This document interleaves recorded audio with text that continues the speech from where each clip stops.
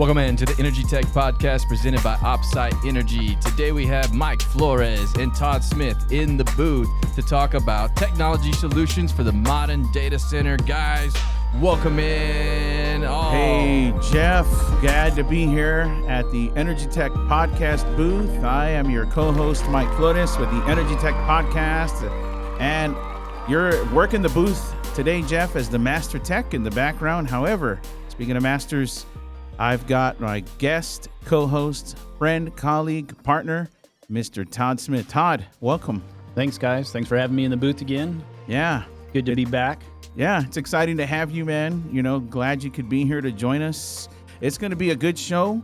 Don't forget to like us, subscribe, and we'll have some key links I'll talk about later before we close out the show. And, you know, kind of before we get us started, Todd, and, you know, data center, energy tech, and get to the technical stuff. Sometimes, you know, they love to do this banter stuff in a podcast, so they know we're human a little bit. And one of the things I hate, man, is the weather.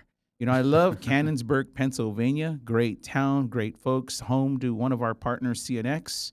But, man, I'm from Texas, and I love the weather. And the word on the street is you spent plenty of time in Thailand, and you're missing the beach. Yeah, well, the sun and the beach. It's really more about the sun than the sand. I'm getting up there in age. Now, not running around on the beach, you know, in my flippity flops. So, you know, I always talk to people, and I usually ask them, you know, what do you do when you're not thinking about technology? And I don't think a lot of people know, Todd, that you are maybe I'm using the right word here. You're a registered diver and a dive instructor. Is that fair?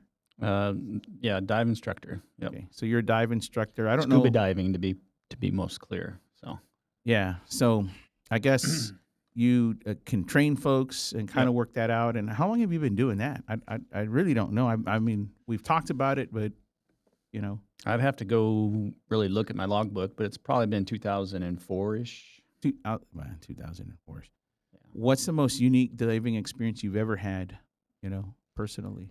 Well, before I was an instructor, I took one of my sons diving out in Subic Bay in the Philippines, and it was hurricane season. It's not the best time to go to Subic Bay during hurricane season, so there's the water's not very clear. There's a lot of brush up from the ocean. You know, can't see a few feet in front of you. But one of the dives, he was with the instructor, and I was just following along.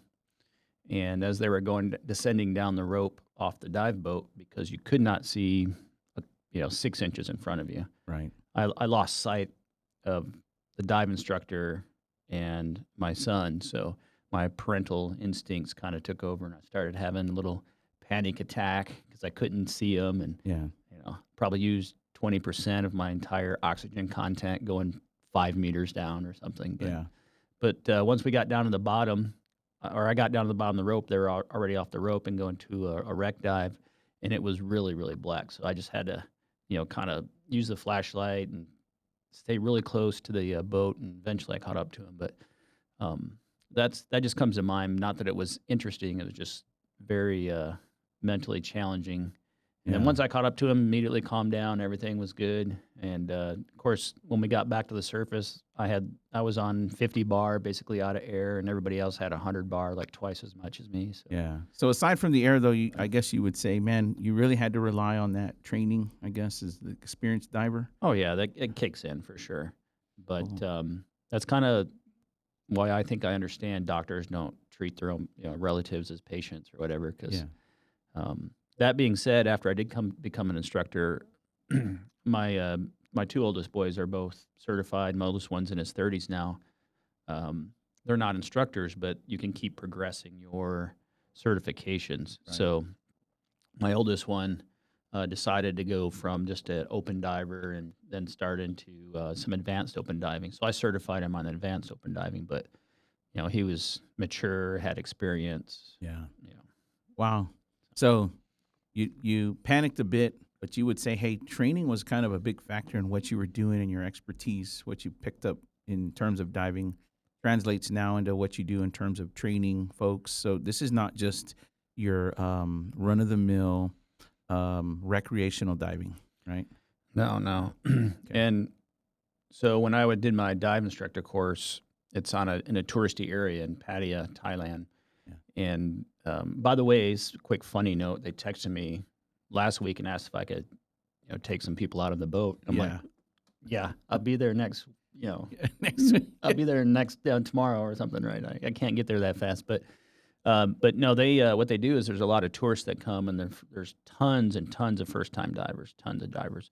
Yeah. So one of the things we do in those scenarios where they're just doing discovery scuba dive, they're not going through a certification. Basically, you suit them all up, and as an instructor, you go in with them, and basically the manual says you can have like up to 4 people, Right. but that's nearly impossible. Yeah. You have to be able to. You got to be an arm's length. You got to be holding on to them, and half of them panic. Most of them panic before they get in the water, or just get into the surface. Yeah. I had a young dive master, a young lady shadowing me the first time that she had to do, or go with me to do the discovery. Yeah. And I said, hold on to the rope, stay with this person. I'm gonna because they usually dive in pairs, so I'm gonna get her boyfriend or husband, and so I turned around and let him come in the water. He came in the water, and I turned back around, and the other girl, the dive master, was being basically drowned by panic of the other diver. Like she was pushing her under the water. Yeah. So you gotta get in there and calm them down, and Wow. it's like that whole scenario with new divers. If you've never been in the water, they really a lot of people struggle. It's probably, I don't know, 20% from my experience that have short-term panic, and there's probably another 10% that they're like, I'm done. I haven't even got underwater. But the funny thing is, as soon as you they're like, you okay? Yeah, we're okay. We're gonna go down. We're gonna okay, and you start depleting from their vests. You take the air out, so they start to sink, and you take the air out of your vest, so they start to sink, and you basically, once they're slightly underwater, you put them down below you, so you're forcing them down, and then they just calm down. Right. It's weird, Yeah. because I don't know what it is about the body, but as soon as you get underwater a couple meters, everybody seems to calm down. So Yeah. it's pretty interesting. Well, that's good. I Not want that that's an advertisement, but as soon as you come on out, we can certify. Well, I think it is an advertisement in a way, and here's what I mean. It required your training. It required specific techniques that Todd has as an instructor that you pass on to these students, and we're going to do that in the show. We're going to take your technology expertise, IDM's technology expertise, and we're going to dive, if you will, into the challenges of a data center, the problem you solve there, I'll call it the removement of the oxygen in the vest per se, and hopefully our listeners know that when it comes to the application of specific technologies in the data center, you don't have to panic and you don't have to sink, because you do have ways in which you can add expertise and specific technologies that are within reach of anybody that's running. We'll focus today probably more on co-location data center, and we'll talk about what IDM did for a client. Yeah, that's a good point. Those folks that feel overwhelmed with technology, and they need some guidance from being overwhelmed with technology and just needing complete expertise. Yeah. And I think people think that every data center, when you walk into it, it's this modern mecca of technologies, and it isn't. No, they face the same challenges that any other business does in the landscape, it's an overused word, but the digital landscape, right? So, with that, I want to talk a little bit about data centers to start us off, because I think our listeners, if you're here, we're going to cover this in terms of energy tech, because there is a focus. One of the IDM's focus in clients is the data center, because you're really harnessing the power of energy. You're leveraging specific technologies, including industrial IoT, edge devices, and the different protocols that are used. Even if they're the legacy protocols, they're still in use in the data center, right? Yeah, that's kind of it struck my mind when you said that earlier. Some of these data centers have been around a long time. Just because it's a lot going on in the news and the landscape of today and investment, especially here in the U.S., everybody's talking about it. But you'll go to a lot of these locations, the mature companies, and they're using technology that's 25, 30 years old. You know, it's a nice, clean environment that those meters or devices, you know, they stay intact and they work well in that environment. Yeah, so they have challenges, right? That means they may have been, data center may have been around into the late 90s, but because of evolving technologies, they've had to change that. And sometimes it means you have to integrate legacy technologies that are still in use. We'll focus on that today. But let's just kind of take a step back on terms of data centers as a whole. There's lots of growth. If you really look at the growth of a data center, even if we took some of their challenges, one of those is power. So you can see the growth of a data center over time. If you kind of go back even the last few years, you'll see the number of gigawatt hours that have been used in a data center, very small, right? You know, you can see that growth trajectory that has gone from 2015 to less than 6 gigawatts to in 2024, we're surpassing that close to 20, right? 20 plus. Yeah, that slope's getting steeper, right? Yeah. So you have kind of lots of growth. Now, the majority of the work growth is in the United States, right? It's a real target, a real growth pattern for data centers. So in those challenges, you've got gigawatt growth. You've got other challenges that they face in terms of consumption, you know. So over time, if you kind of click that, even that second link, Jeff, you'll see, hey, there's lots of changes that are happening for a data center, right? They have risk associated with the different growth patterns in the data center. And there's lots of success metrics around trying to help them, but for the most part, there's lots of power and consumption forecasts that are happening. Data centers are facing issues with just trying to lease properties, trying to grow themselves and take on power. But one of the key things about a data center where IDM fits is efficiencies. So aside from just those things and legacy equipment, there's efficiency. So when you go to those success factors there, you see what they are. There's some strategies for success in a data center. But today, we're going to talk a little bit about operational efficiencies, okay? Because I think what we're talking about here is a data center client that is global. They operate in the U.S. and Canada. And Todd, they had a unique situation where they were leveraging or using older legacy water meters for chilled water cooling, right, in the data center. And basically they're still using. Yeah, they're still using. So it's an old technology, or legacy meters rather. And the idea there is co-location, a co-location center where you really want to track that water consumption because you want to get accurate about that and operationally determine that pane of glass, not just for water, but power efficiency use, right? So there's all different types of metrics that they want to happen. Yeah, plus we got a lot of optimization going on across those power metrics that they're in the facilities. And one of our other clients is also doing biopower. Biopower. Yeah, so when you're talking about biopower, a lot of times you might use specific equipment, and each one of those presents itself with a unique protocol. And a lot of times it may not be legacy, but it is proprietary, right? So a lot of people like to use the word proprietary, unique, special, and that protocol may require some level of conversion in order to make it available for use or contextualized for other data sources, right? Yeah, right. Like, I can't think of a specific example, but a lot of those companies or industries, they'll kind of lock down the data, and then you have to buy some middleware piece of solution from them to get the data out.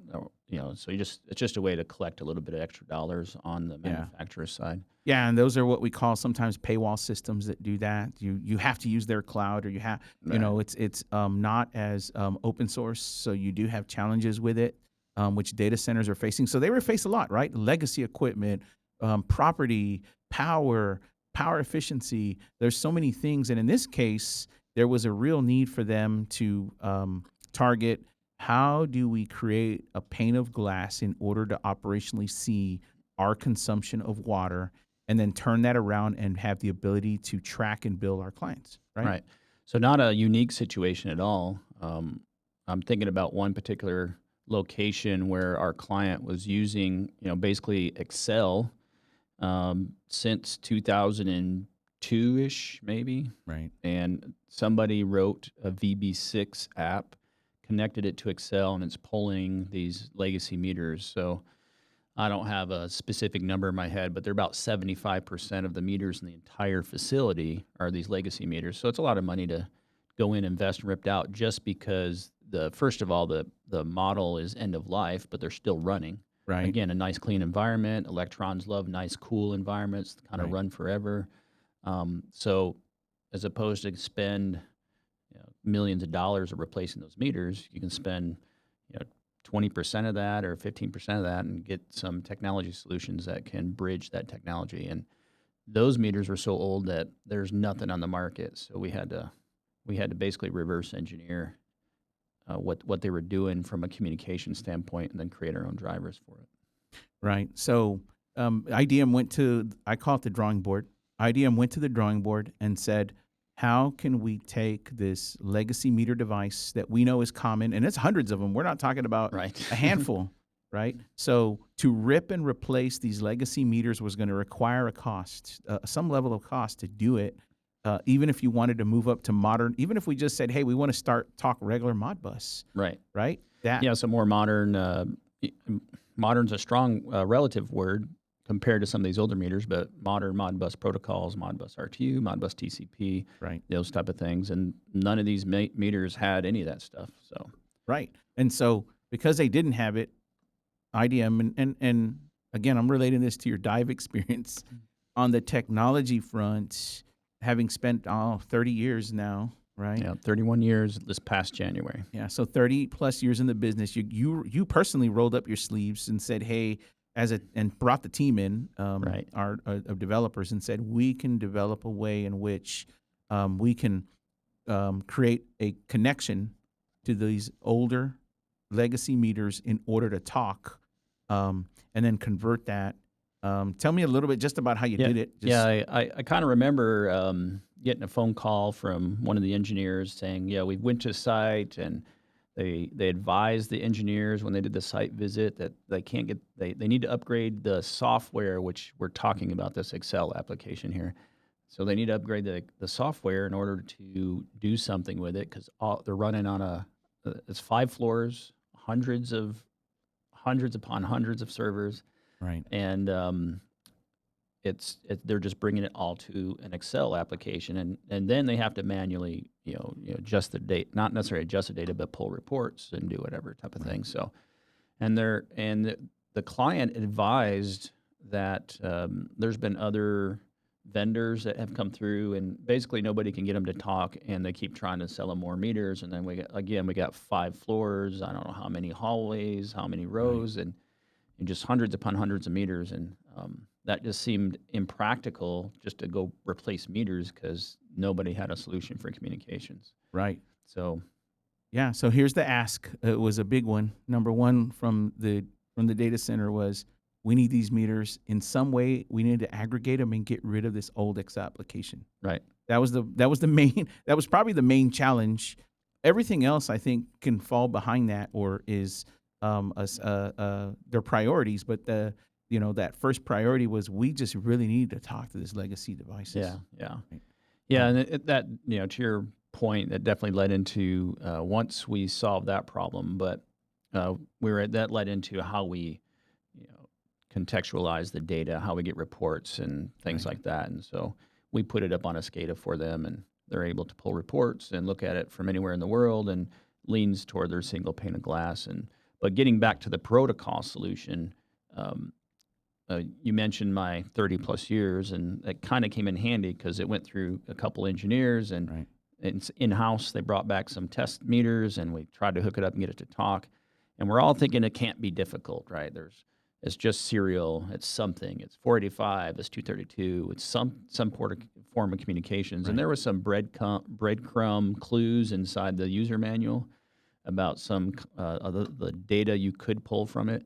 Right. And ultimately, it ended up in my lap because I was the oldest guy in the room.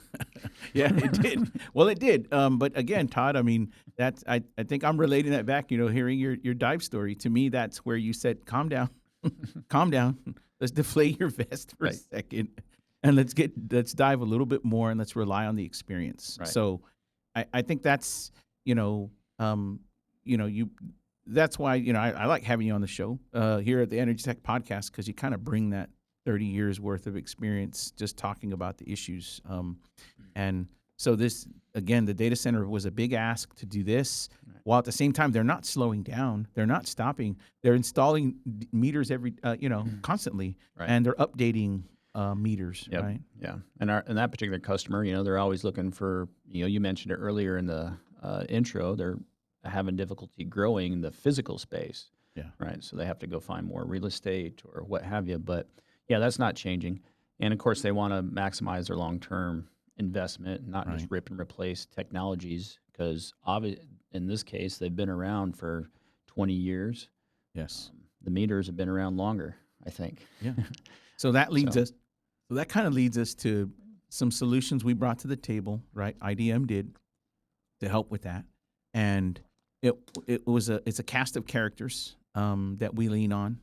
And these are products that are always, specifically edge-driven, report by exception, lightweight, open architecture, right? Some key things that we're always looking for, edge-driven products that we can introduce to do that. And plus we're looking for products that make us successful and the client have a reliable end product as well. Yeah.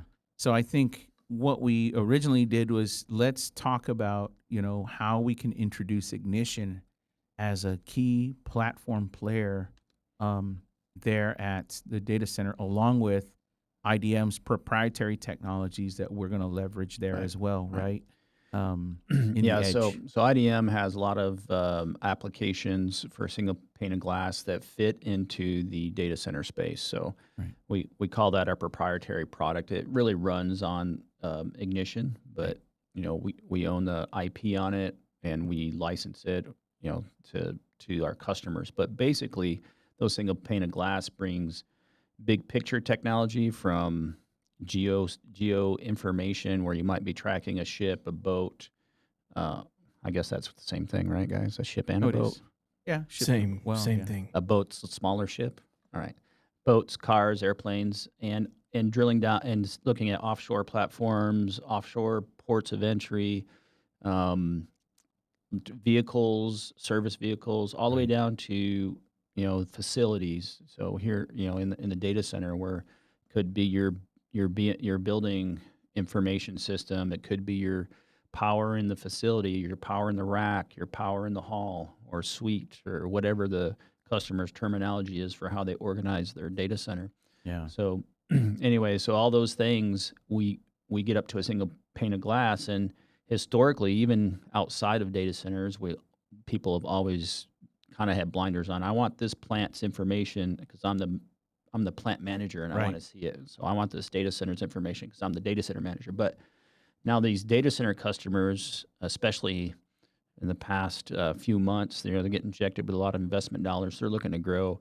Right. Well, that presents a problem to the senior management, the C-suite. They need to see a single pane of glass, not just in one location. One of the customers we mentioned here today has sites all over the world, and there's hundreds of facilities. Right. So yeah, exactly. And so, coming back to that, key solution, we sat with the data center client and we introduced, we talked about Ignition, and we provided a what I call an education for them. Because we love the popularity of the product that's out there, but that doesn't mean that it's in the top of mind for lots of folks in the data center space. And so what we did was clarify both Ignition and Ignition Cloud Edition, and we focused on 4 major things with them. Number 1 was the data management capability of Ignition and our some of the other edge-driven products. We talked about database deployment, which was the data collection. And then we talked about what you can expect to cover maybe monthly, because there's always associated costs, no matter which one. There's something that that's gonna need to be covered. And then finally was kind of how do we provide service support in the long run? Because IDM isn't just a kind of integrator to stay long and go deep. We're not trying to dive deep into the pockets, back to diving. Really, what we're trying to do is get you to the point where you can grow, right? Scalability, right? Yeah, some scalability. And we want to put that in your hands. We want to be your trusted partner to do that. So, back to that, we targeted data management. We said, look, when you're differentiating Ignition and Ignition Cloud Edition, you're going to want to consider on the data management side some key things. Some of those may be distribution and licensing differences. Some of those are going to be like, a device connectivity, what you can and can't do, specific controls. There's also like module offerings that are different between the two, its deployment. And then finally, a lot of it is just cloud service integration, right? So there are some differentiators. When I look at Ignition, you've got what the devices we're talking about on the data management side, and then we have different database deployments. If you're using Ignition versus Ignition Cloud Edition, you may have MySQL, that which we love. It doesn't mean there's no love lost with Azure or anybody like that, but MySQL's got some great tools as well. So you do have to have some considerations in the database. So right here, we worked with our partners at Tosicloud as well. And, Todd, I think if you kind of walk me through this one real quick, and it relates. They didn't have just one meter. They had a couple of meters, right? So Yeah. I mean, a couple different meters, primarily because in this application that we're talking about, they had meters that were end of life. For not only end of life, the company was bought out and sold, went from company A to company B. Yeah. They eventually shut down the technology and pushed their meters.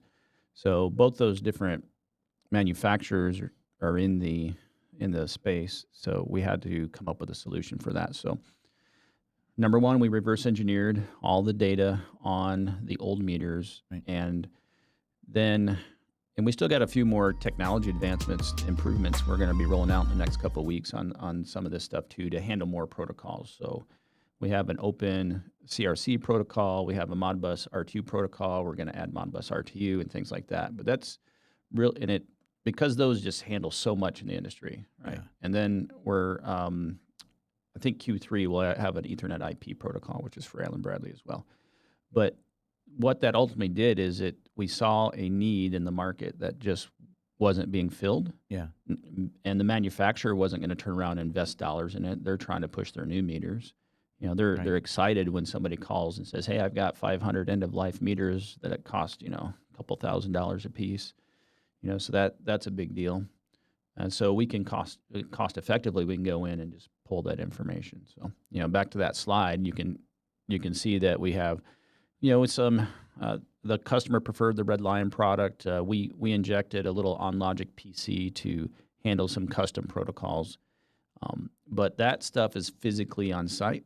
Right. And both of those items there, the Red Lion and the OnLogic, depending on what flavor of Red Lion you get, they have basic store and forward capabilities. So right. If you lose connection to the cloud for a minute, a day, a week, then your data is still stored locally, at least until your memory runs out on those devices.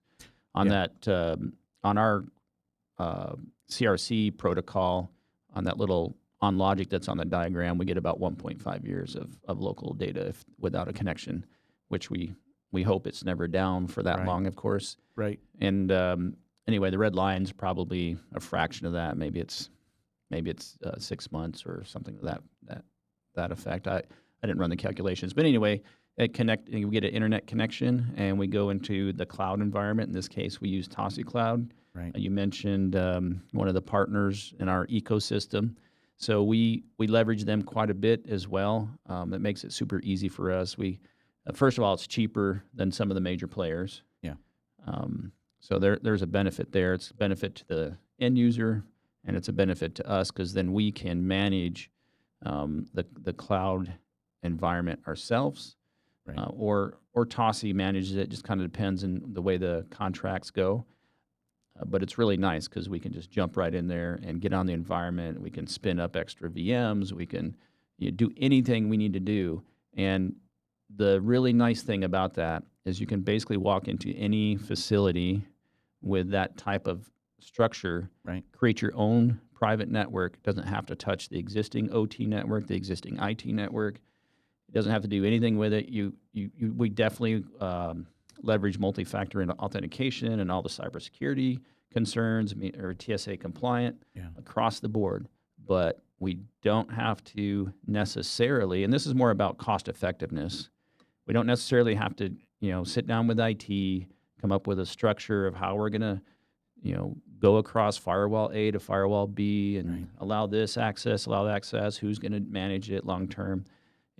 But you just get an internet connection. It could be a guest network. It could be their IT network. Get to the internet. We create a cyber secure VPN site-to-site connection, and we get about 30 millisecond pings on average across 10 or 15 devices connected to that network. So we have some real good real-time data, and the uptime's well over 98%.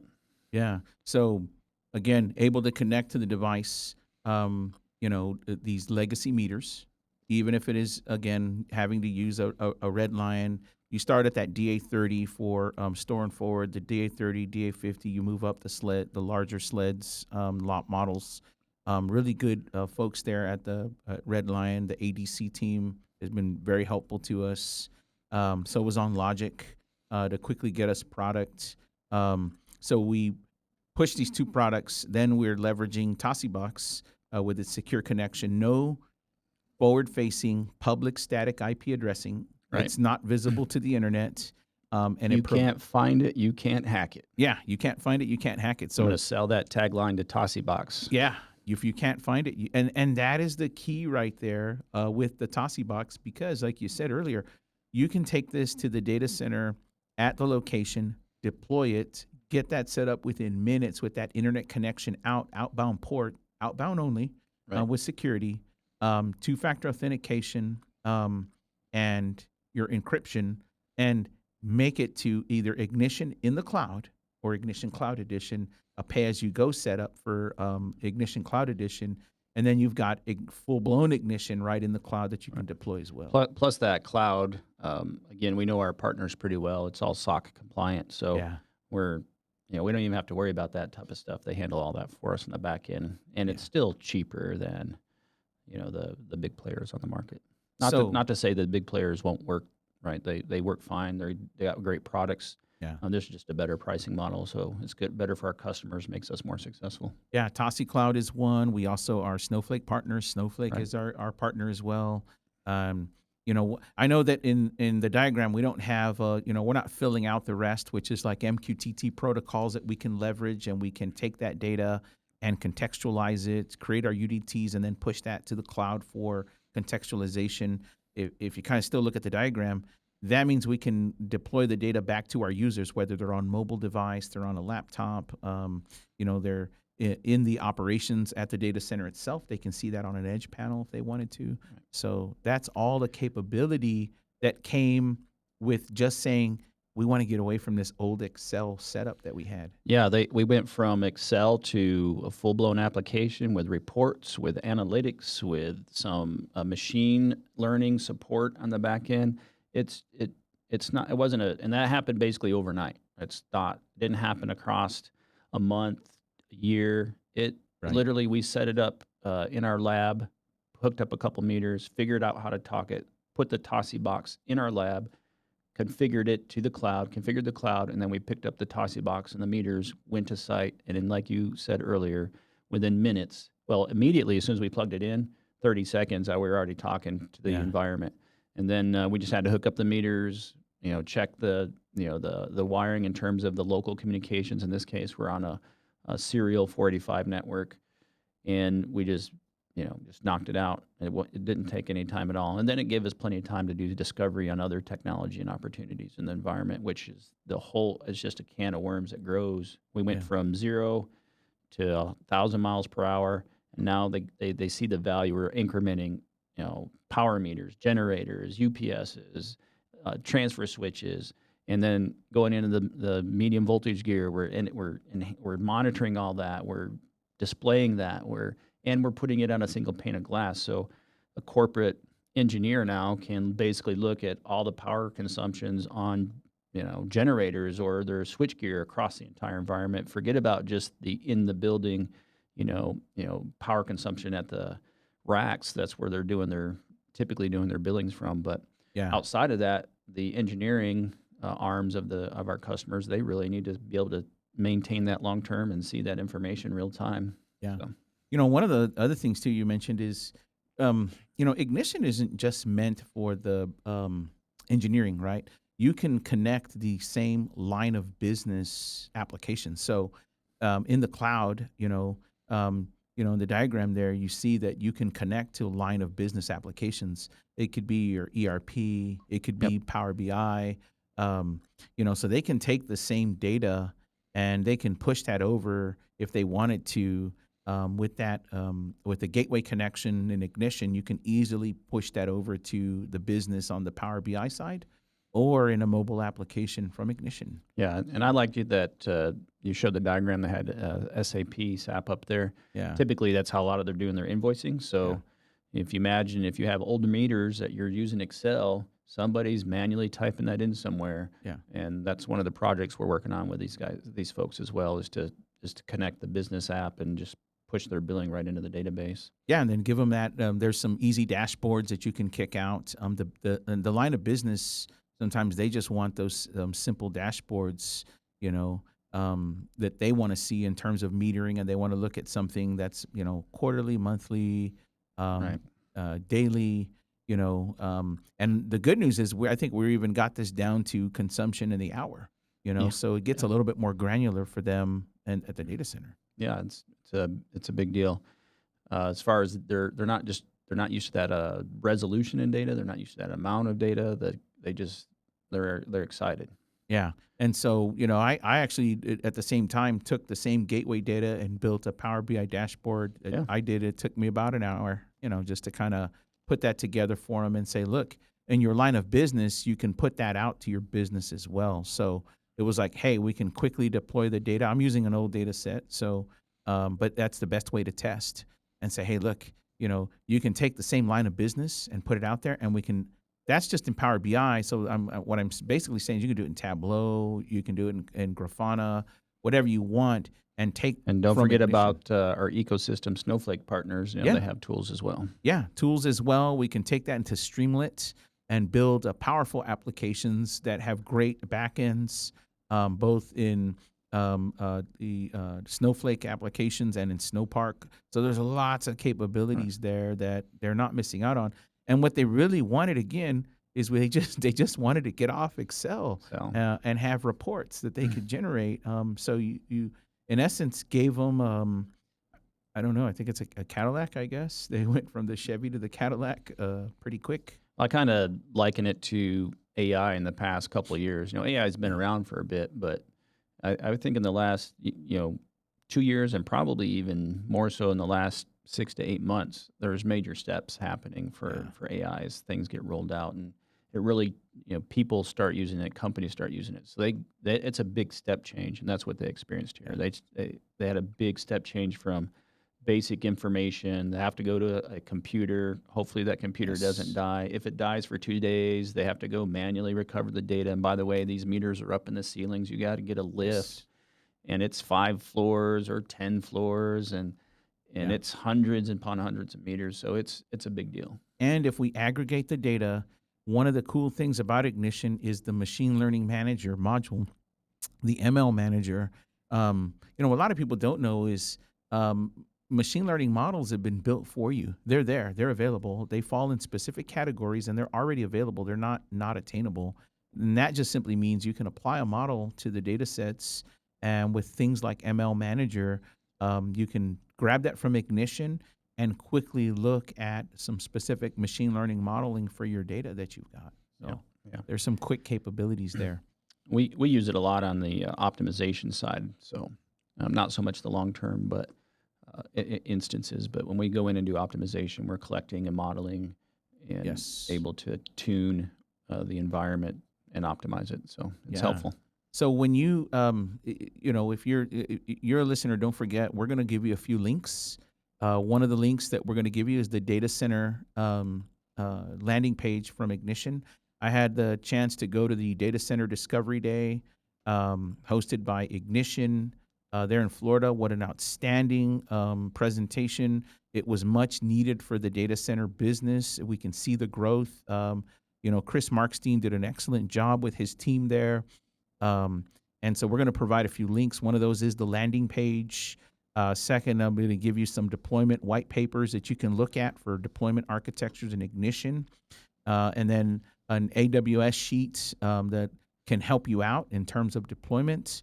But when you need the help and you need a master diver, you can always, of course, reach the team at idm-es.com. Get a hold of us.